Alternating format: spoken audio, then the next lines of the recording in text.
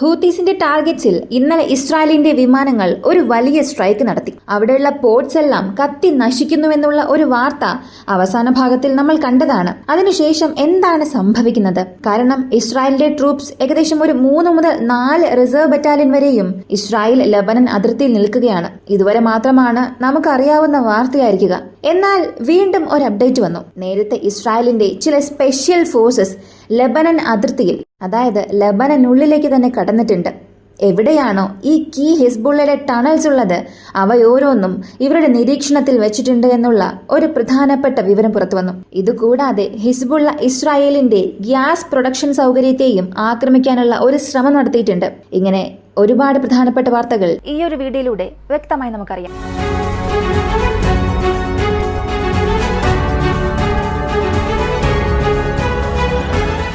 ഇസ്രായേലിന്റെ shock oil rig and gas rig facility.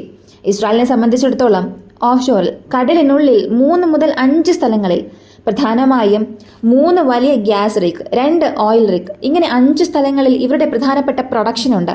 ഇസ്രായേലിന് ആവശ്യമായ ഗ്യാസ് എക്സ്പോർട്ട് ചെയ്യുന്നത് ഒഴികെയുള്ള ബാക്കി ഗ്യാസസ് എല്ലാം ഇവിടെ നിന്നാണ് വരുന്നത്. അങ്ങനെയുള്ള സ്ഥലത്തിൽ ഇന്നലെ ഹിസ്ബുള്ളയുടെ സൂയിസൈഡ് ഡ്രോൺ അറ്റാക്ക് നടത്താനുള്ള ഒരു ശ്രമം നടത്തിയിട്ടുണ്ട്. എന്നാൽ അവിടെ ആക്രമണം നടത്തുന്നതിന് മുൻപ് തന്നെ ഇസ്രായേലിന്റെ നാവികസേന അതിനെ വെടിവെച്ച് വീഴ്ത്തി. അപ്പോൾ ഹിസ്ബുള്ളയെ സംബന്ധിച്ച് കടലിനുള്ളിലുള്ള ഇസ്രായേലിന്റെ ടാർഗറ്റ്സിനെയും അവർ ലക്ഷ്യമിടാൻ തുടങ്ങിയിട്ടുണ്ട് എന്ന് മനസ്സിലായി. ഇതിനിടയിൽ ഡമാസ്കസിൽ അൺനോൺ ഏരിയൽ പ്രൊജക്ടൈൽ ഇസ്രായേൽ ഡയറക്ഷനിൽ നിന്ന് വന്നുവെന്നും അതിനെ തലസ്ഥാനത്തെ സംരക്ഷിക്കാനായി നിർത്തിവെച്ചിരുന്ന എയർ ഡിഫൻസ് സിസ്റ്റം ന്യൂട്രലൈസ് ചെയ്തുവെന്നും സിറിയയിൽ നിന്നും ഒരു അപ്ഡേറ്റ് വന്നു. എന്നാൽ ഇത് ഇസ്രായേലിന്റെ ഡയറക്ഷനിൽ നിന്നും വന്നു എന്ന് പറഞ്ഞാലും ഇത് ഇസ്രായേലാണോ അയച്ചത്, അല്ലെങ്കിൽ ഇസ്രായേലാണ് ഇതിന് കാരണമെന്ന് ഔദ്യോഗികമായി യാതൊന്നും പറഞ്ഞിട്ടില്ല.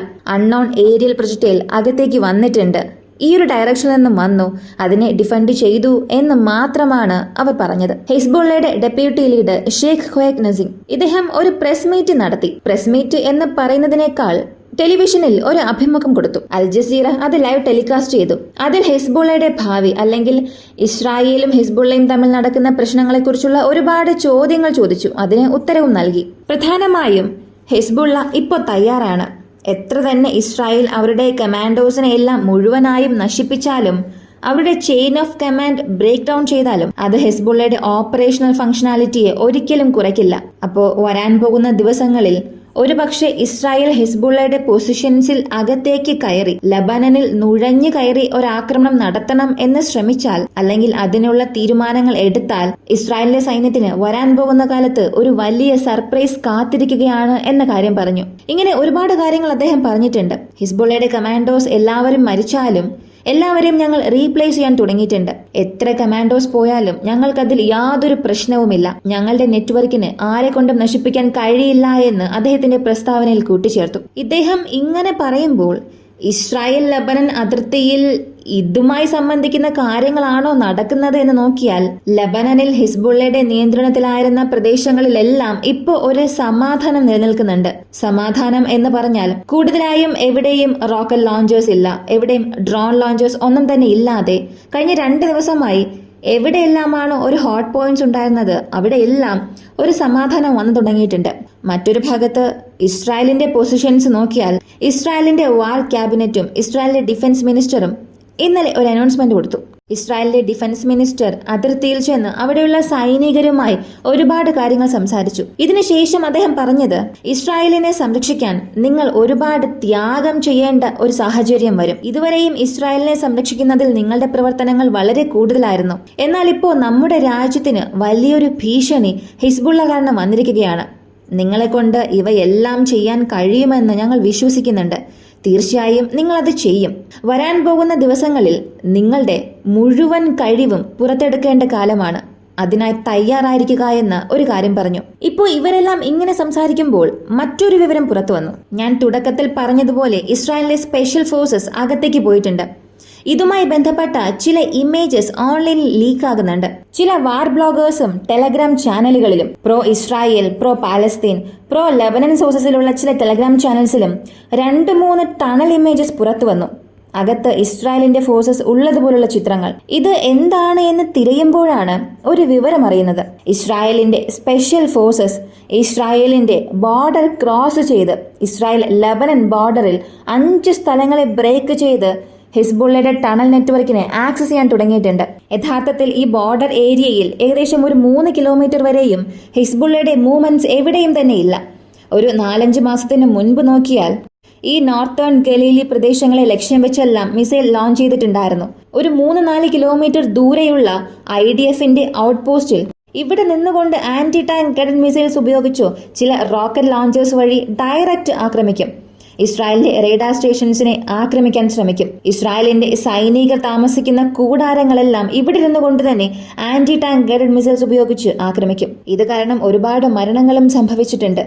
സിവിലിയൻസ് അല്ലാതെ ഇസ്രായേലിന്റെ സൈനികർ കൊല്ലപ്പെട്ടിട്ടുണ്ടെങ്കിൽ അത് ഇങ്ങനെയുള്ള ആന്റി ടാങ്ക് ഗൈഡഡ് മിസൈൽസ് ഉപയോഗിച്ചും വിഷ്വലി കൺഫേം ചെയ്ത് ആക്രമിച്ച ടാർഗറ്റ്സ് കാരണവുമാണ് കൂടുതൽ മരണം സംഭവിച്ചത്. ഇപ്പോൾ എവിടെ നിന്നെല്ലാമാണോ ഹിസ്ബുള്ള അവരുടെ ലോഞ്ച് പാഡ്സ് യൂസ് ചെയ്തത് അവിടെ നിന്നെല്ലാം ഹിസ്ബുള്ള പിന്നിലേക്ക് പോകാൻ തുടങ്ങിയിട്ടുണ്ട്. അവിടമെല്ലാം ഇപ്പോൾ ഒരു എംപ്റ്റി ഗ്രൗണ്ടായി മാറാൻ തുടങ്ങിയിട്ടുണ്ട്. ആ സ്ഥലങ്ങളിലുള്ള ടണൽസിനെ ഇപ്പോൾ ഇസ്രായേൽ ആക്സസ് ചെയ്യാൻ തുടങ്ങിയിട്ടുണ്ട്. ഔദ്യോഗികമായി അവരുടെ കാലാൾപ്പട ലെബനനുള്ളിലേക്ക് കടക്കാൻ തുടങ്ങി. ഇസ്രായേലിന്റെ സൈനികർ ഡിഫൻസീവ് പൊസിഷനിൽ നിന്നും ഒരു ഒഫൻസീവ് പൊസിഷനിലേക്കുള്ള തയ്യാറെടുപ്പിലാണ്. ഇതിന് ഒഫൻസീവ് ഫുഡ് മെക്കാനിസം എന്ന് പറയും. ഇവർ ഒഫൻസീവ് പൊസിഷനിലേക്ക് മാറിയതിലൂടെ എത്രയും പെട്ടെന്ന് ഇസ്രായേൽ ലെബനനുള്ളിൽ നുഴയാൻ പോകുന്നു എന്നുള്ളത് വ്യക്തമായി തന്നെ അറിയാം. അമേരിക്കയും അതുതന്നെയാണ് പറഞ്ഞത്. ഇവിടെ ഇസ്രായേലിന്റെ അധിനിവേശം എന്നത് ഒഴിവാക്കാൻ കഴിയാത്ത ഒന്നായി മാറിയിട്ടുണ്ട് എന്ന്. അതിന്റെ ഒരു മുന്നോടിയായാണ് ഇസ്രായേലിലെ ഡിഫൻസീവ് യൂണിറ്റ്സ് അകത്തേക്ക് പോയത്. ഇതുപോലെ മുൻപ് അവർ ഗാസയ്ക്കുള്ളിലേക്ക് കയറിയപ്പോൾ അവർ പല സ്ട്രൈക്സ് ചെയ്ത് അകത്തേക്ക് പോയാലും ഈ ടണൽ നെറ്റ്വർക്സിൽ ഒളിച്ചിരുന്നവർ കാരണം അകത്തേക്ക് പോയ ഇസ്രായേൽ സൈനികർക്ക് ഒരുപാട് നഷ്ടം സംഭവിച്ചിരുന്നു. ഇപ്പോൾ അതുപോലൊരവസ്ഥ വീണ്ടും ലെബനിൽ വരാൻ പാടില്ല എന്നൊരു ആവശ്യകത ഇസ്രായേലിനുണ്ട്. കാരണം ഇസ്രായേലിന്റെ അണ്ടർഗ്രൗണ്ട് വരെയും ചില ടണൽ നെറ്റ്വർക്ക്സ് വരുന്നുവെന്ന് പറഞ്ഞിട്ടുണ്ട്. അങ്ങനെയുള്ള ടണൽസ് ആരും ആക്സസ് ചെയ്യാൻ പാടില്ല എന്നതിനു വേണ്ടി അതിനെക്കുറിച്ചുള്ള സീക്രട്സ് വിവരങ്ങൾ അറിയാൻ വേണ്ടിയിട്ടാണ് ഇവരെ അകത്തേക്ക് അയച്ചത് എന്നും പറയുന്നു. ഇങ്ങനെ ഇസ്രായേൽ അവരുടെ പദ്ധതിയിൽ വളരെ വ്യക്തമായി മുന്നേറുന്ന സമയത്ത് ഇന്നലെ ഇറാന്റെ ഫോറിൻ മിനിസ്ട്രി ഔദ്യോഗികമായി ഒരു കാര്യം പറഞ്ഞു. IRGC മുൻപ് പറഞ്ഞത് ഇസ്രായേൽ നടത്തിയ ആക്രമണത്തിന് എതിരെ ലെബനിലേക്ക് ഞങ്ങളുടെ ചില സൈനികരെ അയക്കുമെന്നായിരുന്നു. ആ ഒരു അറിയിപ്പിന് ഇന്നലെ ഇറാന്റെ ഫോറിൻ മിനിസ്ട്രി ഒരു വലിയ ബ്ലോക്കേഡ് നൽകി.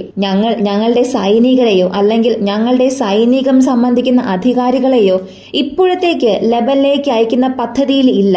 നേരത്തെ തന്നെ ലെബനിനുള്ളിലുള്ള ഞങ്ങളുടെ സൈനിക അധികാരികൾ IRGC മെമ്പേഴ്സ് IRGC കമാൻഡോസിനെ ഞങ്ങൾ അലേർട്ടായിരിക്കാൻ പറഞ്ഞു. അതല്ലാതെ മറ്റുള്ള ആരെയും പുതുതായി അകത്തേക്ക് അയക്കേണ്ട യാതൊരു പദ്ധതിയിലും ഞങ്ങൾ ഇല്ല എന്ന് അവർ തുറന്നു പറഞ്ഞു. കൂടാതെ ഇറാന്റെ പ്രസിഡന്റ് മറ്റൊരു കാര്യം പറഞ്ഞു. സത്യത്തിൽ ഞങ്ങൾ ഇസ്മായിൽ ഖാനിയെ മരിച്ചതിന് ശേഷം ഒരു പ്രതികാരം ചെയ്യുന്നില്ല എന്ന് ഒരുപാട് പേർ പറയുന്നുണ്ട്. അതിനുള്ള കാരണം അമേരിക്ക മാത്രമാണ്. അമേരിക്ക ഞങ്ങൾക്ക് ഒരു വിശ്വാസം നൽകിയിരുന്നു, ഒരു പ്രോമിസ് നൽകിയിരുന്നു.